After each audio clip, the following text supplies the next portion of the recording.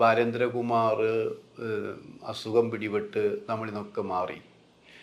ബാലേന്ദ്രകുമാർ ഇപ്പോൾ ഇല്ലെങ്കിലും അദ്ദേഹം കൊണ്ടുവന്ന തെളിവുകൾ, വാർത്തകൾ എല്ലാം ശക്തമായി നിലനിൽക്കുന്നുണ്ട്.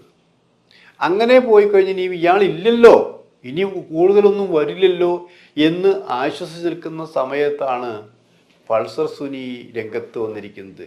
എല്ലാം തുറന്ന് പറഞ്ഞുകൊണ്ട് എന്തൊക്കെ മുമ്പ് ദിലീപ് നിഷേധിച്ചോ അതെല്ലാം അങ്ങനെയല്ല, ഇങ്ങനെയാണ്, എനിക്ക് ഈ കേസിൽ ഇത്ര കോടി രൂപ വാഗ്ദാനം ചെയ്തു, ഇത്ര തന്നു, ഇനി ഇത്ര കിട്ടാനുണ്ട് എന്ന് പറഞ്ഞുള്ള കുറേ കാര്യങ്ങൾ തെളിവ് സഹിതമാണ് കൊടുത്തിരിക്കുന്നത്.